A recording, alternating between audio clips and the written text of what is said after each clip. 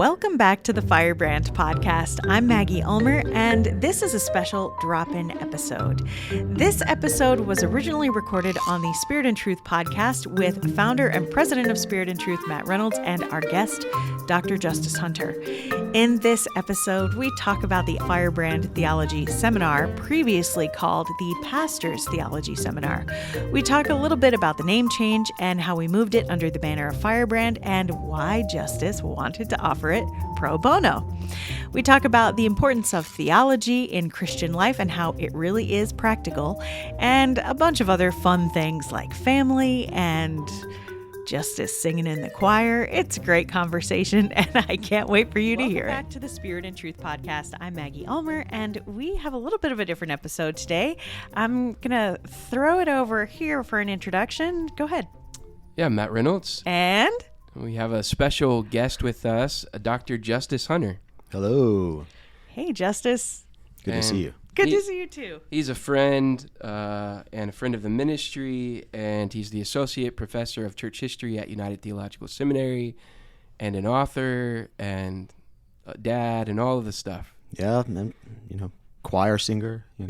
There you go. That's one of my favorite recent developments, actually, the last time I was chatting with you and Ellen. I think Ellen was the one who told me that I said, "Where's Justus and Justus?" Oh, choir practice. What? That's awesome. Yeah, it's been a new experience, and our church has quite a complex choir, and I'm learning a lot. Gratefully, my Latin is pretty good, so there you go. That's about my only skill I bring. Nice. Well, awesome. Thank you so much for being here today. Yeah, we're excited to talk to you. We have the Firebrand Theology Seminar that's coming up at the beginning of August. And how many years have you been doing this now? This is our fourth year. I think Okay. 2020 was our first year. Yeah. Wow, I can't. That's more than I actually thought. I was thinking it was 3, but yeah, it's been a number of years. I think the first year was a COVID year, so it feels more like 3. But this is our fourth year. Yeah. So originally we called it the Pastor's Theology Seminar, and it really is aimed at pastors. Mm-hmm. And just this year we kind of brought it under the banner of Firebrand, which is our theological magazine and kind of online journal for people to discuss ideas. Would you share just a little bit of why you started this? I mean, you don't get anything out of this personally. It's in the summer. That's right. Yeah. You don't get paid for this. Correct. That was I think that was my one condition. It was no extrinsic goods exchanged. Yeah, you were very, very serious about that. It takes time for you to prep it, to prepare the syllabus and all of this stuff. Why someone who's busy with a family and a professor and all of the stuff, writing, why take time to carve out and invest in pastors in this way? Yeah, so the idea came to me. It was actually given to me by a friend who's a Methodist pastor in I believe, West Texas. And we went to seminary together at Asbury Theological Seminary, and we were visiting. I don't remember why he was in Dayton, Ohio, something that my school was putting on. And he said he sat in on one of my classes that I was lecturing that day in medieval Christianity or something. And he sat through the lecture, and then after it was over, we were talking, we went to lunch, and he said, I really missed that. I've been in pastor ministry, I go to these conferences, and I get practical, nuts and bolts skills and abilities and training, and that's good, and I need that to do my job. But I feel like this other part of myself that I spent all this time building up atrophied. It's like I worked all this working out, built these big muscles up, and now they're going flabby. And so I really wish that someone would provide something that would allow me to keep kind of exercising those muscles. And so that was really the genesis of the idea. Of course, the funny thing is he's never participated. He always tells me every year, I'd like to do that, but it doesn't matter. But I think, so we had this conversation. I went on, I did a smart thing, which is I went on Twitter and I said, hey, if I made a list of books, who would come to Dayton, Ohio, read them, come to Dayton, Ohio, and spend a couple of days talking about them with me?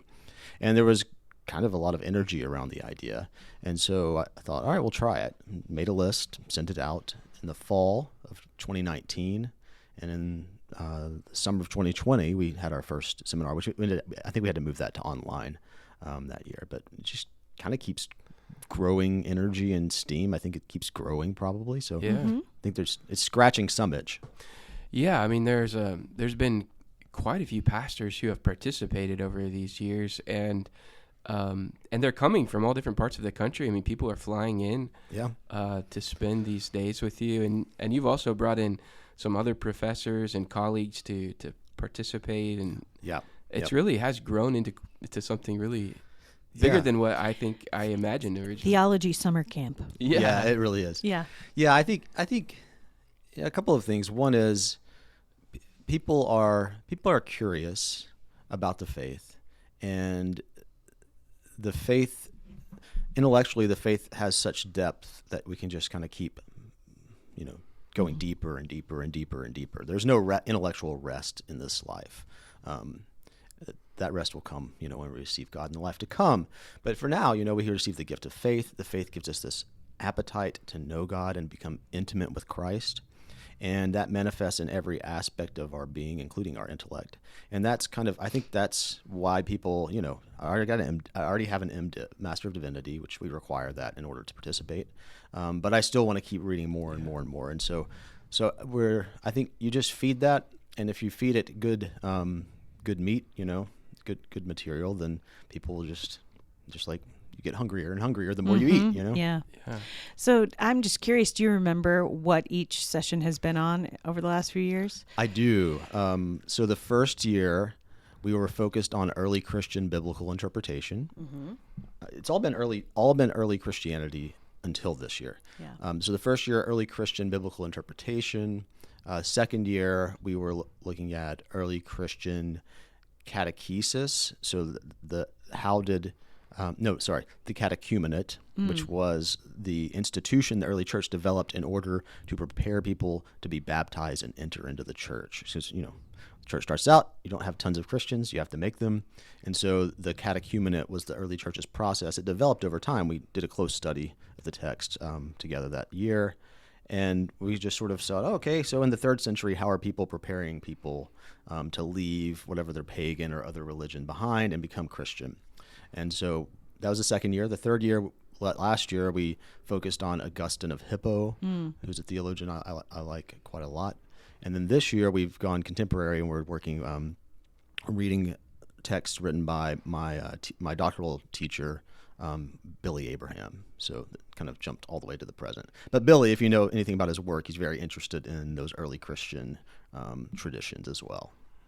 Why did you decide to choose to focus on Billy? I mean, obviously, if folks know of him, he passed away in 2021, I believe. I think that's right. Yeah. And it was a big loss for the Wesleyan and Methodist world, especially, but the larger theological world as well. Was there something in particular that prompted you to sort of focus on his work this year? I think it was. So one of the nice things about not receiving any money for doing this is that I can be as selfish as I want. And so I do poll our group and try to get a pulse of what they're interested in. But at the end of the day, I just sort of decide, well, what would I like to spend my July reading, and talking about.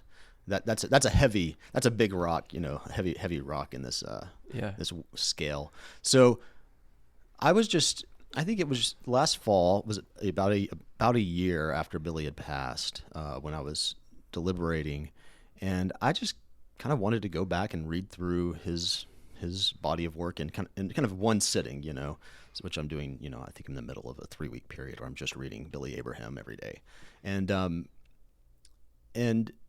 I just wanted, I don't know, it's probably personal reflection, feeling some sense of loss, wanting to reattach myself to this person, and then think about how I continue kind of to carry the mantle, whatever. I mean, Billy had a huge mantle, so there are lots of people carrying it, but what it means for me to think a little more into the future. And I think Billy's legacy is extremely important and extremely applicable to the pastoral world, and extremely applicable to the challenges of contemporary Christianity. So I thought it'd be good for these people to read it too. Awesome. Could you say something about that? I mean, now you've teased us a little bit with what is the about his work that you think is so applicable to contemporary Christianity and some of the problems that we face right now? Yeah, so Billy at heart is an evangelist. Now he's, as he'd put it, a very egg-headed evangelist. So he's a very accomplished philosopher, theologian. Went to Oxford in its heyday and did a doctorate, a DPhil in philosophy. But his driving passion was always to think about what is the gospel and how do we bring the gospel in its depths to those who have not been reached by it yet. So all of his work is generated by this kind of enduring passion. Now, he catches all this out by interest in things like divine revelation, but really chiefly central, his interest in what he calls the means of grace, which are all the myriad gifts the Spirit has poured out on the world, which are means whereby God wants to transform us into the likeness of his Son. And so everything for Billy, he often just say, the whole world is overdetermined. There's just so much grace out there and so many different ways that God has given grace that, we just need to help people tap into all of them. And so we want the fullness of the church's tradition, its depths, and also within that depth are all the resources that we need in order to make our way in grace towards salvation. And I just think, given the challenges we face in the world and society, that sense of the need for and desire to pull people into the depths of Christianity and immerse them in what he'd call the whole canonical tradition, which is kind of one of his jargon words. But it just means, all the stuff, icons, sacraments, early Christian biblical interpretation, all these texts, people, supernatural experiences, all of these things. The Spirit's just pouring them out, and what we need to do is just feed on them so that we are transformed over time. And we need to kind of bone up, I think.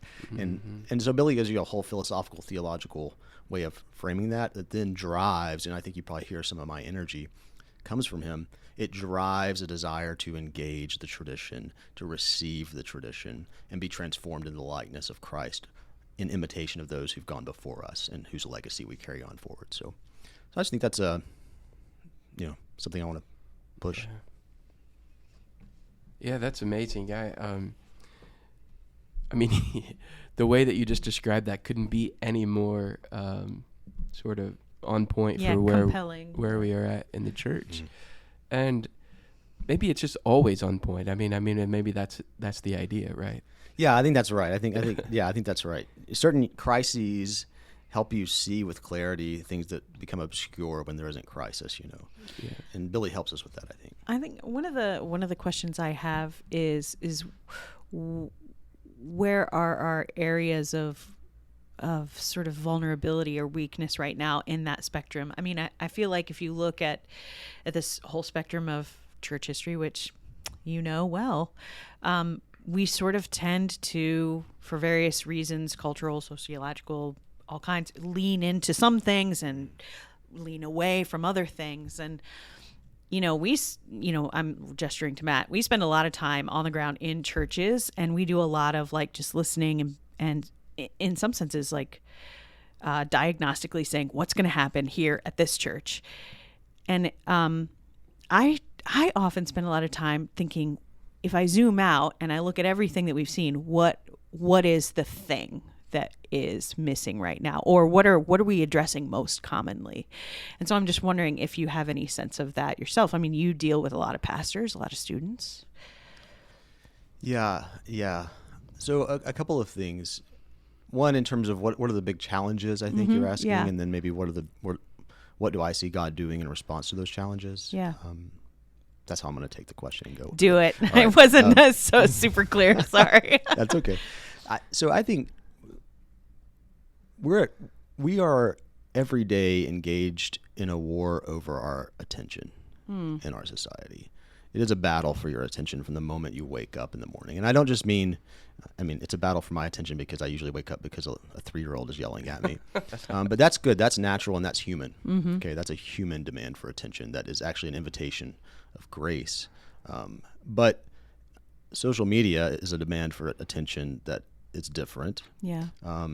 it has to do with mostly the exchange of capital, I think, and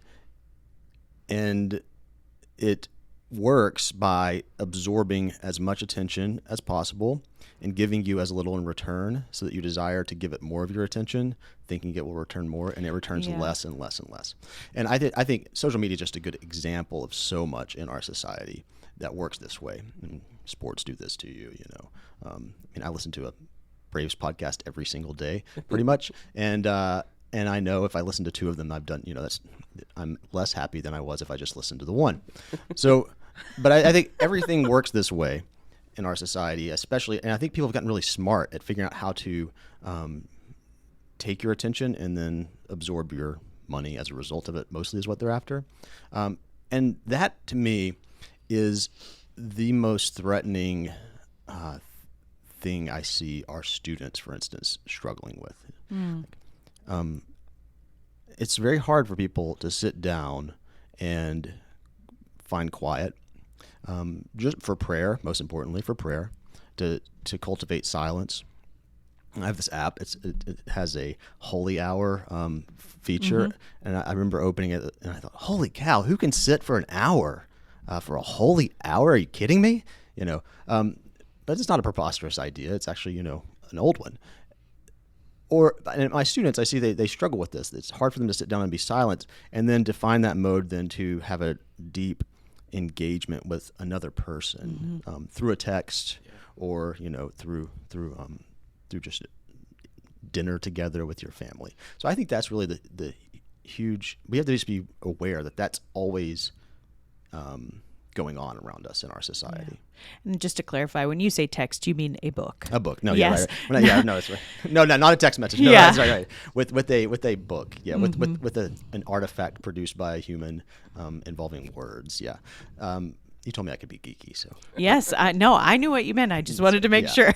So, I think that's a huge challenge, and it's a huge challenge to pastoral ministry because, or any type of ministry, because distraction is an instrument of Satan, obviously, and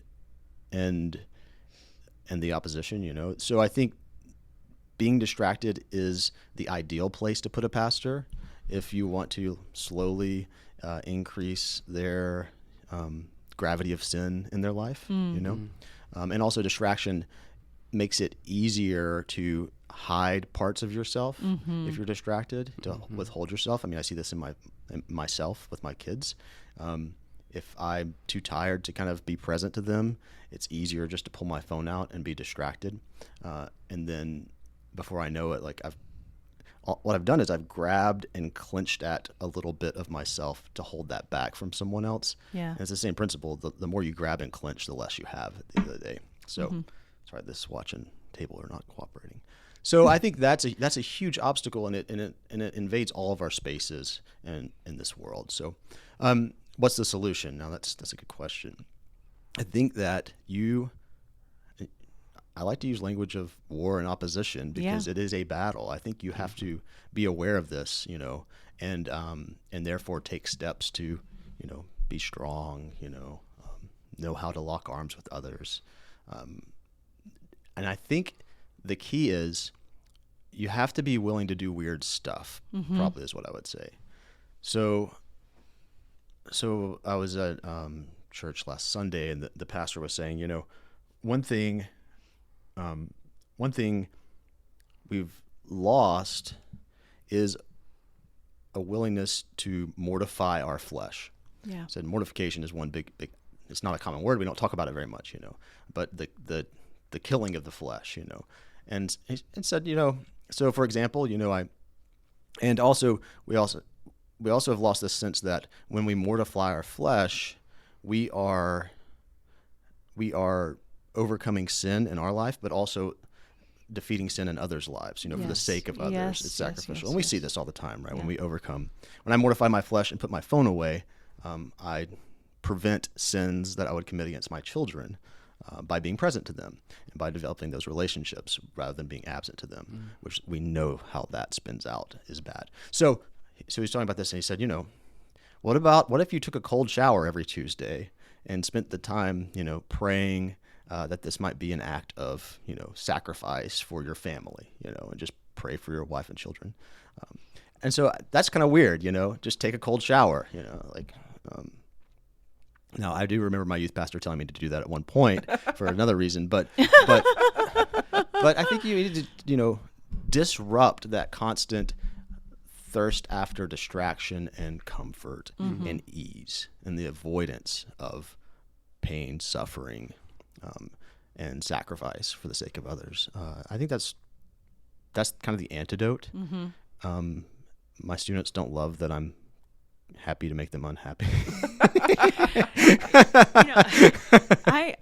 they usually thank me at the end of the day. Yeah, I love this because, well, what you're describing, the cold shower, it is reminiscent of Irish monks who stood out in the sea and for hours and recited all of the Psalms by memory. Right. And the Irish Sea is cold. Yeah. And when you consider that these were not people who were already living comfortable lives. Right. And then if you transplant this idea, this concept of mortifying our flesh into our very comfortable environment, it's interesting what I become very aware of is more comfort doesn't make it easier to sacrifice. More comfort makes it harder. Correct. Absolutely right. We're just talking about taking a cold shower. Right, exactly. On Tuesdays. Yes. And, I can already tell you right now that I would hate that idea. I also hate the idea. My sons love it, though, because it's hilarious when they're sitting outside the bathroom listening to me take a cold shower, as they were yesterday, or 2 days ago. But this is the thing. It is so important to just control your impulses. Yes, absolutely. I have a 15 and 11-year-old boys and a 5 and 3-year-old girls. It's extremely important to control your urges. It's funny. I have I have an almost 23-year-old. Well, that's real weird to say. An 18-year-old and an almost 13-year-old, and they're all boys, and they all want to make things. And making things is hard. There's resistance to having nothing and then there being something. You have to go through steps. You have to conceive of an idea. You have to, whether it's Legos or, playing with tools in the garage and, whatever. But they all have this impulse. This is a very good human impulse. It's a godly impulse. But the resistance is not something that they like. And it is absolutely devastating for them to confront sometimes. Yeah. And one of the things that I have realized as a parent is that if I don't model for them the overcoming of this hurdle, whether it's making dinner, whether it is doing something like like something as simple as knitting or just saying, oh, you're going to do that? Let me help you build that Lego thing. Look, I'm a mom. I don't want to play with Legos. I am just like every other parent on the planet. When my kids are interested in something and they start talking to me about it, I kind of glaze over and go somewhere else in my head like, But if I don't do that, then they won't understand what it feels like to overcome that. That I don't know how to do something. I don't know how to make this happen. That's actually part of the process. That's okay. Yeah. Yep. That's right. Yeah. And you see, you every time you muster the courage to do that, you demonstrate to your children the proper way to live in this world, I think. And also probably not the total key, but a key part to their finding not cheesy happiness, but satisfaction, contentment, and receiving those things which are actually worth investing in and receiving, like a healthy marriage, like the blessing of children. Yeah, that's right. I would say, bringing it back to pastors, we meet a lot of pastors who struggle with busyness, which I think is a cousin or a fruit of distraction. Absolutely. And I love it that I've always loved the theology seminar as a project. I've just thought this is great. Yes, take isolated time out of your schedule, read books, which I know for a fact that I'm sure that there are people in every single one of the congregations of the people who come who are like, why are you doing that? Well, your pastor, he or she is doing that so you understand this is a valuable thing. It's valuable and edifying for them, but also so that you understand this should be part of your spiritual life. Yeah, that's right. And, it's like, I don't like to put money into my Roth IRA, I'd rather go on vacation Spend or it. something, Yeah. But I know that it's something I really need to do if, rather than having these sort of temporary experiences, I want to have to offer something more lasting to my family, to my children. Like they're not reliant on them in retirement. My ability to retire with someday, or at least adjust my my work life at that point. So I don't like to put money in my Roth IRA. When I put it in the Roth IRA and I look at it every couple of weeks, it's really not very impressive what's happening there, But I know that will look much different if I just keep putting it in slowly over time, so that when I need it to be there, it will be there, and I will really, really need it then. And I think that's the same thing that we're trying to do with the pastors or the Firebrand Theology Seminar, is to say, hey, look, just dip a little time into this project of reading wisdom from the past. Just invest a little time. It is some time. The book list is usually about 15 books a year, and we kind of set a high bar. Are you willing to buy and read, or we provide some of these materials, and spend the time to read through all of this over the course of the year, and then come. That's an investment, but that's kind of the idea. Just like, okay, here's a little reward. It's like getting your dividends or something. You get to come hang out and talk. But over time, what the pastors tell us is, I have been struggling in ministry, and reading Gregory the Great, his pastoral rule, has completely reoriented how I'm thinking about pastoral ministry at a time when I could easily see myself quitting, for instance. You just don't know how it's going to shake out. But that the good stuff is in this material if you'll just engage it. Could you talk even just a little bit more about the importance of theology in the life of practical ministry? And it's kind of a popular thing in recent decades for kind of a bifurcation between the theological world and the practical ministry world. And the scholars can do this stuff over here, but real life people who have real life lives, we'll do we'll get down to the real business over here with the practical stuff. And a fundamental to our ministry at Spirit and Truth is kind of a disagreement with that popular notion. We think the two things always go together. But could you talk about that a little bit more? Because I feel like that's it's one of the things at the heart of this project. Yeah, that's right. So when I teach Intro to Theology, which I teach every spring, one of the main ideas I try to communicate to the students is this. If you think theology is about control over ideas, you will not be doing Christian theology. You will be doing idolatrous theology.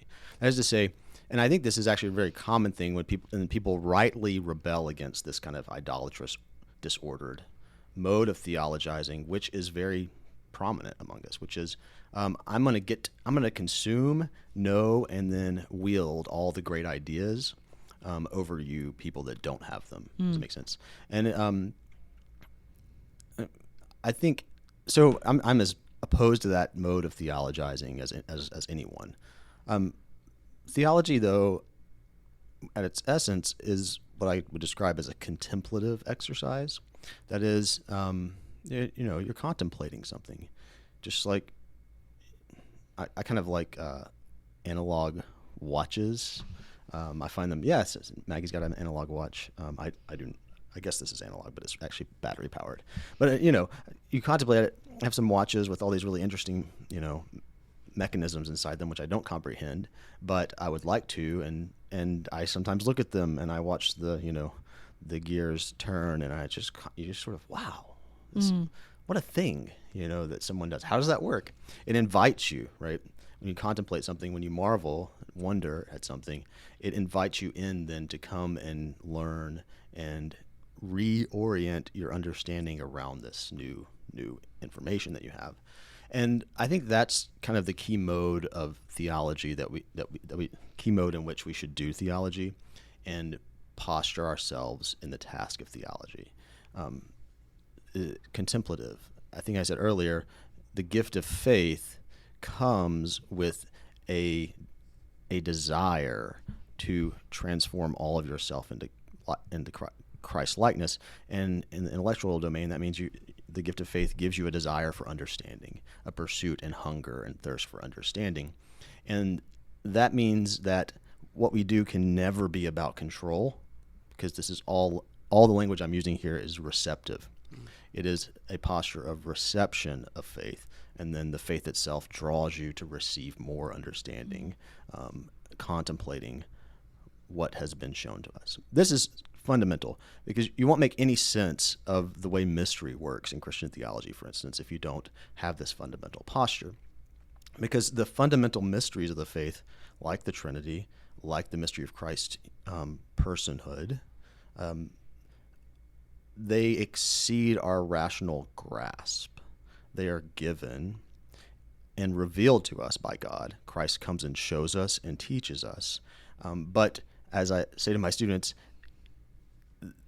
these are not things that if you had a whole world only populated by Aristotle, living in perfect peace and harmony for 1,000,000 years, would never come up with these ideas, that there are three persons in one God, and that one of those persons could assume a human nature, and then unite unite with us through that nature and our participation, and thereby transmit divine life to us. You'd never come up with that idea. I mean, you don't see it anywhere else. So I think that you're always going to be in that kind of receptive mode. It all hinges on revelation, and it's not something you'll ever grasp. If you think you do, you're wrong. So let's get to the practical thing. I'm rambling a bit. If that's your mode and posture in theology,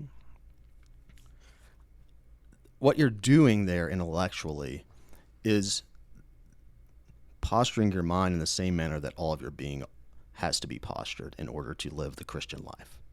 That is, my emotions, my heart, my body, same mode of pure receptivity to grace and desire to find Christ in all things. And that, to me, is the bedrock of every good practical Christian, decision. When you talk about working with pastors and helping them, it sounds like what you all are doing is helping them develop a sensitivity to the Spirit, so that they are able to hear, receive, and then act on the basis of that.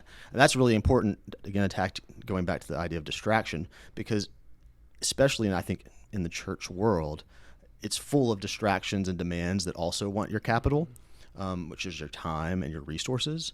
And I talk to pastors about this all the time. How do you decide which things are worth investing in? Okay.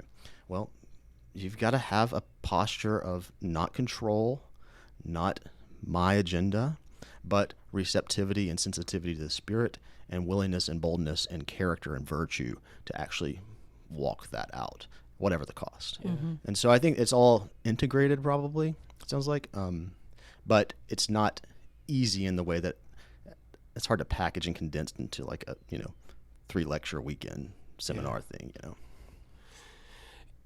This is not a question, but I just want to say this, hopefully as a word of affirmation. One of the things that I love about you, Justus, and one of the reasons that I admire you as a scholar is the integration of your life. Because what you're describing and what I've experienced from you personally in my just time with doctoral studies and just being around you, and this isn't true for all scholars, is that this is not just an intellectual exercise for you. You're an actual Christian whose very life in Christ drives your theological pursuits. And I think that's kind of rare, actually, and I just want to tell you how much I appreciate that. Thanks, Matt. That's very kind. Maggie's watching us have a moment. I'm actually a little bit emotional just because I have the pleasure of knowing your family, and I know that this is true. This is absolutely true. Well, I just try to pull hard to keep up with Ellen most of the time on this stuff, which is really true. I mean, having someone else to kind of, because we all have flesh, Yeah. and we all have to battle it, and we all have our weaknesses. Francis de Sales talks about this, if you read, which is a great book. If I were going to recommend one book to someone right now, it would be, you got to read Francis de Sales. What's it called, Maggie? The Oh gosh. Introduction to the Devout Life. Oh, there That's you the go. one. Yeah, Okay. that's the I was one. like, I don't know. I actually haven't read any de Sales. Sorry, I assumed. So We should put that in the show notes so Okay. that people can get it. I think it's Introduction. I think that's the title. Something about the Devout Life. I think it's Introduction to the Devout Life. It's in multiple parts. The first part, though, is all about a really gritty, intense self-examination, especially as to sin in your life, and just going all the way down to the bottom of your soul and examining that, and then bringing it to light before God and offering it and then receiving the grace of forgiveness from it. But then and there's one book in there. This is in part 1. Is that the right title? That is what yes, that's what it's called. There's one book in there where after the soul, like all the layers of the onion are kind of peeled away, and you're in the depths of sinfulness. That is this act of contrition, and by contrition we mean the personal posturing, the placing yourself in the place you ought, that is right and true about you in your sinfulness. That makes sense. Speaking the truth about yourself in your fallenness. And so, there's this incredibly difficult. I mean, I've read this book, this section a couple of times, and every time I'm like, I'm still not deep enough into this contrition yet. Every time I go further and further. But afterwards, then he goes on to talk about, okay, you've kind of struck a blow to mortal sin, as he'd put it, Now let's talk about venial sin, or lighter sins, and help you see how those smaller sins are potentially openings to graver and graver sins. And then finally, okay, now let's talk about your character, just your disposition and your personal weaknesses and things. And actually, he shows a lot of confidence that you can offer those to God, and over time, God can transform those weaknesses also. Now, gosh, that was a weird launching point. All that to say, I'm still kind of trying to get through that contrition point. You know what I mean? My weaknesses surely are not overcome, and there are many venial sins that I don't take seriously enough. But by grace, I know they'll be gone eventually, right? And by grace, I have people to call me to account when I get casual about these matters. Having a spouse that can and will do that in love for you is a great gift. Also a very difficult gift sometimes, but I mean, it's hard to receive those words. I have one of those too. Yeah. So do I. He's not here right now, but Oh yeah. You two are both very blessed. Okay, this is kind of a shifting gears just a touch maybe, but this was a question that popped in my mind earlier when I was thinking about this interview, and there may not be a good answer to it, so that's my caveat going in. You're a historian. Mm-hmm. You have a great feel for the landscape of Christian history. Given what you discussed already and kind of what your sense of where our cultural moment, is there a particular location / era that you feel like is most similar to our current moment in the church? Let's say in Western Christianity. Yes and no. It's an interesting question. Yes and no, yeah. I think yes and no.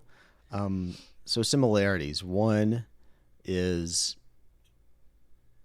ancient Christianity makes a lot of sense for us, especially kind of ancient Western Christianity, Greek and Latin traditions, because because of the legacy of Rome is so similar to what our cultural legacy is becoming like in these ways.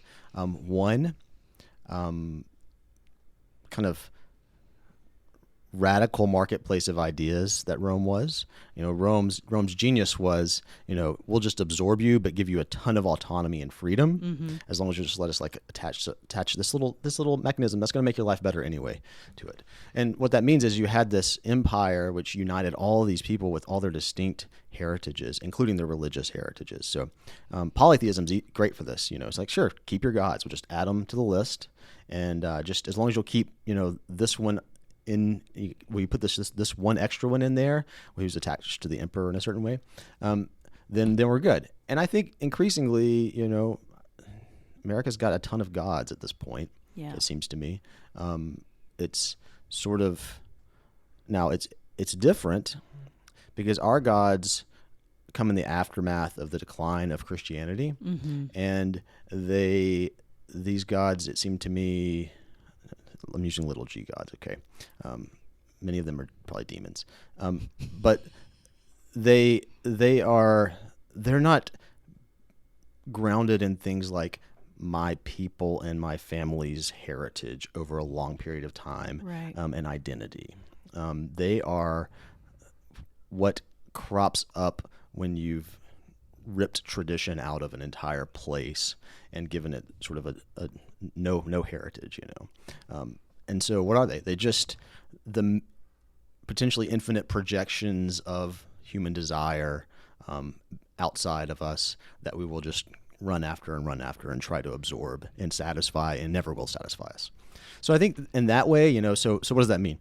I think that early Christianity makes sense because early Christians were interested in how do you take people out of this kind of polytheistic marketplace of ideas and bring them into faith in this God. And they had a very clear sense that meant a little touch of this Christian stuff is not sufficient.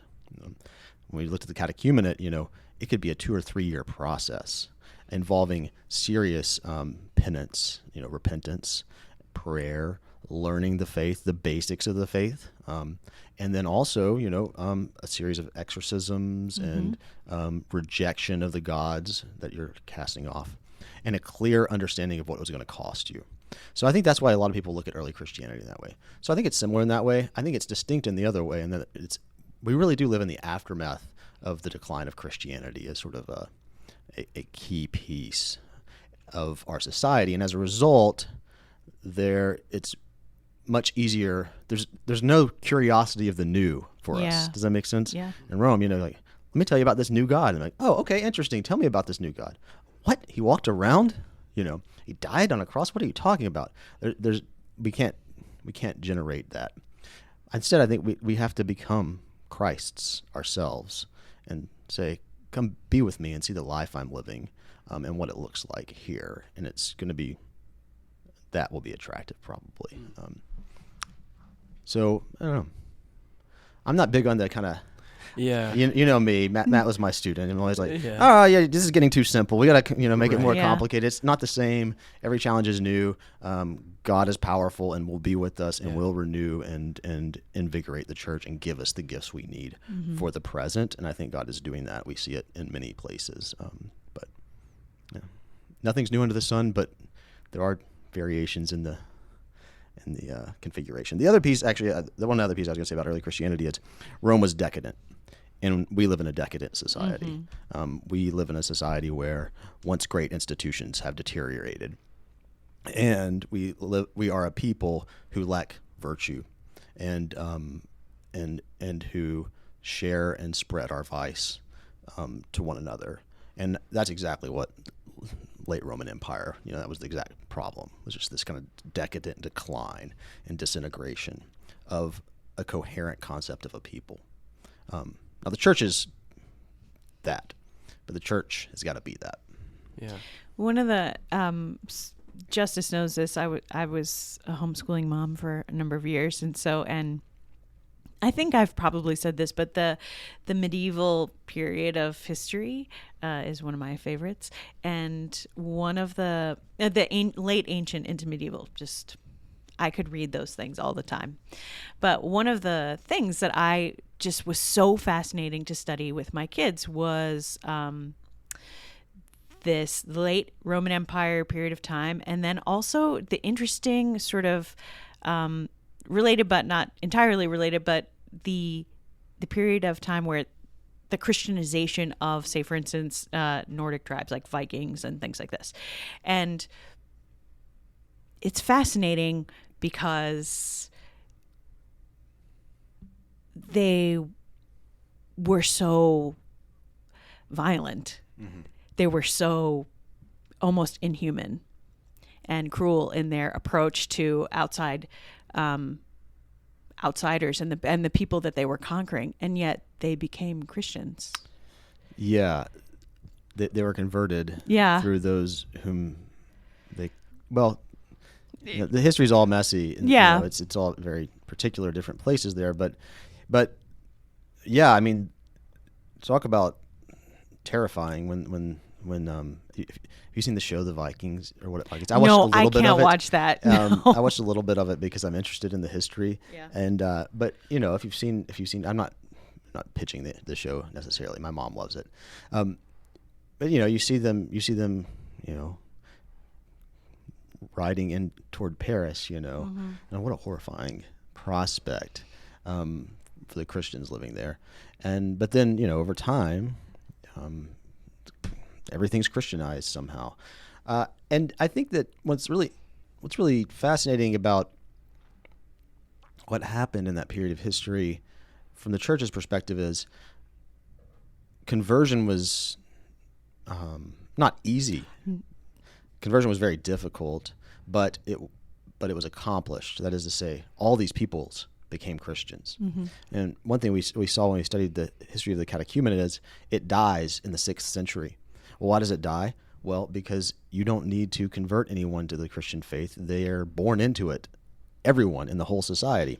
So you don't need these long processes of a preparation to receive baptism because you're an adult convert. There are no more adult converts. Everyone is living in this Christian world. But the question is, so everyone is a Christian in some sense, but the big question in the Middle Ages the church is dealing with is, okay, now they are Christian in name and in sacrament. I mean, they receive baptism, so God has marked them for his church. But now, what does it mean to be a Christian is what the church really is wrangling to try to instruct all these people all over the place, with total chaos. And, I love that stuff. That stuff's fascinating, but it's also... and it's also I find it actually quite hopeful because the challenge there was so substantial organizationally and just in terms of intense poverty, hunger, death, mortality. Theologically, the things that people were not. But anyway, I just sort of that question, Matt, caused me to think about that because I think it's very actually hopeful too. Yeah, learning these stories is really helpful because it's like Israel. Go back and remember. Go back and remember. Yeah. Well, go back and see what God's done in the past. Yeah. I no matter how many different ways, the myriad of ways that we try to screw it up, in the end, God still finds right. the way. He redeems all things. Yeah, he's provident. I mean, yeah. Well, Justus, this has been just a really delightful, tremendous conversation. I really enjoyed it. As we wrap up for today, you mentioned one book that you recommended to folks. If you could just leave kind of a parting word with whether it's pastors or just lay folks that are kind of in the trenches trying to work in their local churches, what's just one word that you would leave with them to encourage them? I think I'll go back to what I was talking about Billy Abraham earlier. God has poured grace out everywhere in the world. It is waiting for you to find and discover, and receive it where you find it, pursue it where you find it. Love the Scriptures, love the Eucharist. Mm-hmm. Devote yourself to those things, and then seek the Spirit's guidance into even deeper and deeper and deeper waters. Both, you'll never leave those two things behind, right? But what else waits for you? Yeah. Amen. Well, that has been our podcast for today, friends. Thank you so much for listening. And if you haven't had a chance to explore the Firebrand website, where you can find information on the theology seminar, although registration is closed for this year, and there will be another one, presumably. Yes. And so... as long as Ellen says we can do it again. Amen. And really, no one wants to get on Ellen's less favorable side. So, and I say that with love and respect. So, friends, keep an eye out for that, because we'll have information about that for next year, and you can register and sign up, and you just go to firebrandmag.com. And for more information about Spirit and Truth, go to spiritandtruth.life. Thank you so much for listening, and we'll come back to you in the next conversation.